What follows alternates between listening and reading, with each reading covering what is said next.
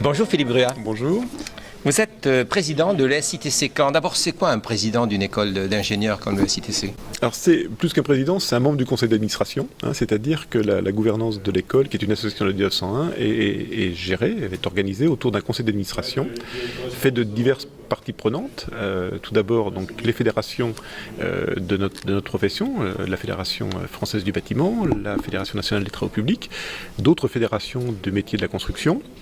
Et puis la région, le département, les communes, les entreprises qui sont présentes dans ce conseil d'administration. Et donc, la présidence de ce conseil d'administration, c'est d'organiser, je dirais, la stratégie, de définir la stratégie de l'école, d'en suivre le fonctionnement et de donner à la direction de l'école les instructions ou partager avec elle les objectifs long terme de l'école et puis de participer à sa gestion courante également en tant qu'administrateur. Alors aujourd'hui, l'amphithéâtre était plein, rempli. Il y avait beaucoup de jeunes. Enfin, certains d'entre eux étaient même très jeunes. Il y avait même des lycéens, oui, mais des entreprises, des partenaires. Le thème, c'était l'emploi dans le BTP.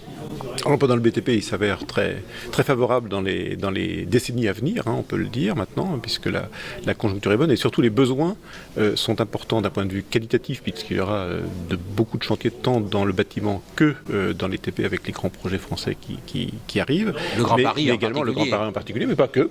Et pas que, il y a d'autres grands projets comme le canal Seine-Nord, comme la ligne Lyon-Turin qui vont inéluctablement arriver, mais aussi un besoin qualitatif de beaucoup plus d'ingénieurs compte tenu de la technicité croissante des chantiers, de l'arrivée de la maquette numérique, du fameux BIM, et des contraintes environnementales, normatives qui s'imposent à nous en tant que société. Donc beaucoup plus d'ingénieurs pour beaucoup plus de travaux, ce qui donne un avenir tout à fait radieux aux jeunes qui étaient là aujourd'hui pour s'impliquer dans la vie sociale de notre pays.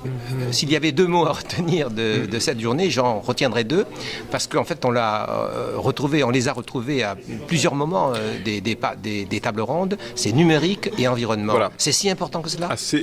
Alors on a parlé de révolution, on a parlé d'évolution, mais c'est véritablement une forte transition qui se passe, parce que si on parle de transition numérique et puis transition environnementale, c'est véritablement tant dans l'objectif de nos travaux, dans l'environnement de nos travaux, que je dirais dans la façon de les réaliser, c'est véritablement une transformation majeure de notre métier et du métier des jeunes qui étaient là aujourd'hui. Et on pense qu'ils seront formés? Ils sont déjà formés, c'est pas qu'on pense, c'est qu'ils sont déjà formés, tous, puisque le BIM par exemple n'est pas une option, ça fait partie de l'ensemble de l'enseignement donné à nos jeunes ingénieurs, et l'environnement de la même façon est présent partout, puisqu'il va falloir prendre en compte effectivement non seulement cette contrainte, mais cette opportunité, tant de point de vue structurel que du point de vue énergétique, du mode de construire. Alors j'ajouterai un troisième mot, c'est international. Est-ce à dire qu'il faut que nos jeunes partent à l'étranger, il faut qu'ils reviennent, comment ils y restent, je parlerais plutôt d'envie ou de motivation, oui. C'est-à-dire que pour ceux qui ont envie, qui sont motivés pour cela, il y a des possibilités énormes, notamment grâce au VIE, mais pas que, avec des groupes français déjà bien implantés à l'international qui offrent ces opportunités de carrière. Donc ça c'est le premier point. Comme ça a bien été dit aujourd'hui, partir à l'étranger c'est très bien, revenir, et notamment en Normandie, c'est encore mieux.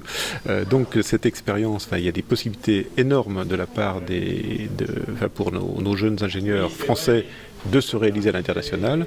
Ils sont les bienvenus au retour par la suite. Merci beaucoup Philippe Gruat. Merci.